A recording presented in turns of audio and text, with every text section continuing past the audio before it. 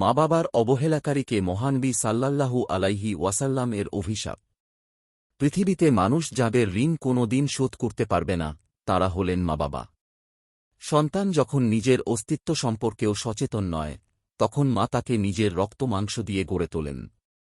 মায়ের গর্ভধারণের কষ্ট, প্রসবের যন্ত্রণা, রাতের পর রাত নির্ঘুম কাটানো এবং বাবার নিজের সুখ স্বাচ্ছন্দ্য বিসর্জন দিয়ে সন্তানকে মানুষ করার প্রতিদান পৃথিবীর কোনো সন্তানই পূর্ণভাবে দিতে পারে না। এ কারণেই ইসলাম আল্লাহর হকের পরপরই মায়ের হককে গুরুত্ব দিয়েছে। পবিত্র কোরআনে মহান আল্লাহ বলেছেন, আর তোমার রব আদেশ দিয়েছেন যে তোমরা তাঁকে ছাড়া অন্য কারো ইবাদত করবে না এবং মা বাবার সঙ্গে সদাচরণ করবে। তাদের একজন অথবা উভয়েই যদি তোমার নিকট বার্ধক্যে উপনীত হয়, তবে তাদেরকে উফ বলো না এবং তাদেরকে ধমক দিও না, আর তাদের সঙ্গে সম্মানজনক কথা বলো। সূরা বনী ইসরাইল আয়াত 23। অন্য আয়াতে মায়ের কঠিন ত্যাগের কথা স্মরণ করিয়ে দিতে গিয়ে মহান আল্লাহ বলেন, আর আমি মানুষকে তার মা বাবার ব্যাপারে সদাচরণের নির্দেশ দিয়েছি। তার মা কষ্টের পর কষ্ট ভোগ করে তাকে গর্ভে ধারণ করে। সূরা লুকমান আয়াত 14। কোরআনের এই বাণী আমাদের মনে করিয়ে দেয় যে পৃথিবীতে সবচেয়ে বেশি ত্যাগ স্বীকার করেছেন মা। অথচ আজ অনেক সন্তান বৃদ্ধা মাকে বোঝা মনে করে তার প্রয়োজনের খোঁজ নেয় না, এমনকি কখনো কখনো বৃদ্ধাশ্রমে পাঠিয়ে দায়িত্ব শেষ হয়েছে বলে মনে করে। অথচ ইসলাম এটিকে ভয়াবহ অপরাধ হিসেবে গণ্য করেছে।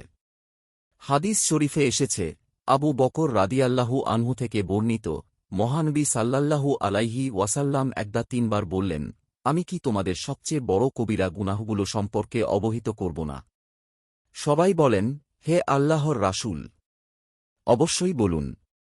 তিনি বলেন, আল্লাহর সঙ্গে শিরক করা এবং মা বাবার অবাধ্য হওয়া। বুখারী হাদিস 2654। নাউজুবিল্লাহ। মা বাবাকে অবহেলা করা কতটা জঘন্য অপরাধ হলে এই হাদিসে শিরকের পরপরই মা বাবার অবাধ্যতার কথা বলা হয়েছে। ইসলাম মা বাবার অধিকারকে এতটাই প্রাধান্য দিয়েছে যে নফল ইবাদত রেখে তাদের আদেশ পালন করা বা তাদের খিদমত করাকে গুরুত্ব দেওয়া হয়েছে। বনী ইসরায়েলের বিখ্যাত আবেদ জুরাইজের ঘটনা এক্ষেত্রে অত্যন্ত শিক্ষণীয়। তিনি নির্জনে ইবাদতে মগ্ন থাকতেন। একদিন তাঁর মা তাঁকে ডাকলেন। তিনি নফল নামাজে ছিলেন। মা কয়েকবার ডাকলেও তিনি নামাজ ছেড়ে সাড়া দিলেন না।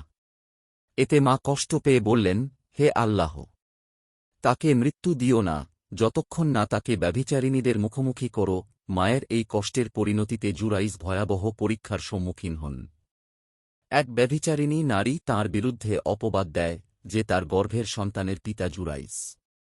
লোকেরা তাঁর ইবাদতখানা ভেঙে দেয়, তাকে অপমানিত করে এবং জনসমক্ষে হেয় করে। পরে আল্লাহ অলৌকিকভাবে নবজাতক শিশুর মুখ দিয়ে সত্য প্রকাশ করেন এবং জুরাইজ নির্দোষ প্রমাণিত হন। বুখারী হাদিস 2482। এই ঘটনা প্রমাণ করে যে কারো ইবাদত, ইলম, পদবি অনেক বড় থাকলেও মায়ের মনে কষ্ট দিয়ে দুনিয়া ও আখিরাতে সুরক্ষিত থাকা সম্ভব নয়। এর বিপরীতে কোনো ঈমানদার যদি তার মায়ের যত্ন নিতে পারে, তাহলে তা তার জন্য জান্নাতের দ্বার খুলে দিতে পারে।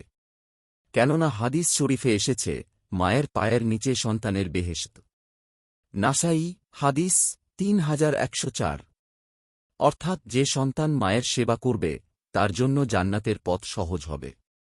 আর যে ব্যক্তি সেই জান্নাত লাভের সুযোগ পেয়েও হাতছাড়া করবে, মা বাবাকে অবহেলা করবে, সামর্থ্য থাকা সত্ত্বেও তাদের যত্ন নেবে না, তাদেরকে মহানবী সাল্লাল্লাহু আলাইহি ওয়াসাল্লাম অভিশাপ দিয়েছেন।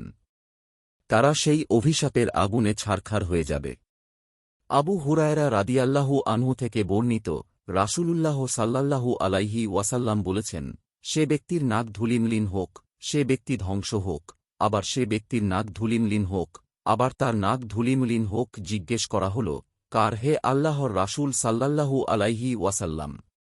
তিনি বললেন, যে ব্যক্তি তার মা বাবা উভয়কে কিংবা তাদের একজনকে বার্ধক্যজনিত অবস্থায় পেল, এরপরও সে জান্নাতে প্রবেশ করতে পারল না। মুসলিম হাদিস 6405। আহ, কত হৃদয়বিদারক কথা! বৃদ্ধ মা বাবা ঘরে থাকা মানে জান্নাত অর্জনের সুবর্ণ সুযোগ ঘরে থাকা। অথচ অনেকেই এই সুযোগকে বোঝা মনে করে। তাদের দূরে সরিয়ে দেয় এবং নিজেকে জান্নাত থেকে বঞ্চিত করে নিজেকে দুনিয়াতে লাঞ্ছনাকর কঠিন শাস্তির সম্মুখীন করে। কেননা হাদিসের ভাষ্যমতে যেসব পাপের সাজা মহান আল্লাহ দুনিয়ায়ও দেন, তার একটি হল মা বাবার অবাধ্যতা ও অবহেলা।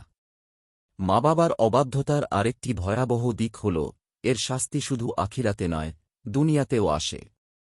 রাসূল সাল্লাল্লাহু আলাইহি ওয়াসাল্লাম বলেন, আল্লাহ তার মর্জিমাফিক গুনাহসমূহের মধ্যে যে কোনো গুনাহের শাস্তি প্রদান কিয়ামত পর্যন্ত বিলম্বিত করতে পারেন। কিন্তু তিনি বিদ্রোহ, মা বাবার অবাধ্যাচরণ ও আত্মীয়তার বন্ধন ছিন্ন করার গুনাহর শাস্তি অপরাধীর মৃত্যুর আগেই এই দুনিয়াতে দিয়ে থাকেন। আদাবুল মুফরাদ, হাদিস ৫৯৪।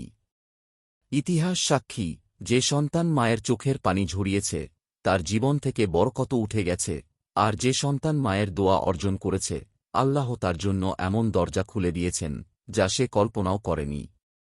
তাই প্রত্যেক মুমিনের উচিত যদি মা বাবা জীবিত থাকেন তবে তাদের পাশে বসা, তাদের কথা শোনা, তাদের কষ্ট বোঝার চেষ্টা করা, তাদের জন্য সময় বের করা। আর যদি তারা পৃথিবী থেকে চলে গিয়ে থাকেন তবে তাদের জন্য দোয়া করা, সদকা করা এবং তাদের আত্মীয় স্বজনের সঙ্গে সম্পর্ক বজায় রাখা। মনে রাখতে হবে, পৃথিবীতে এমন অনেক মানুষ আছে যারা কোটি কোটি টাকা খরচ করেও মায়ের একটি দোয়া ফিরে পাবে না। কিন্তু যার মা জীবিত আছেন তার কাছে এখনও জান্নাতের একটি দরজা খোলা আছে। সে একটু চেষ্টা করলেই মা বাবার খিদমতের মাধ্যমে সে দরজা অতিক্রমের চাবি সংগ্রহ করতে পারে। তাই প্রত্যেক মানুষের কর্তব্য মা বাবাকে অবহেলা নয়, ভালোবাসা দেওয়া, বিরক্তি নয়, সম্মান দেওয়া, কষ্ট নয়, শান্তি দেওয়ার চেষ্টা করা।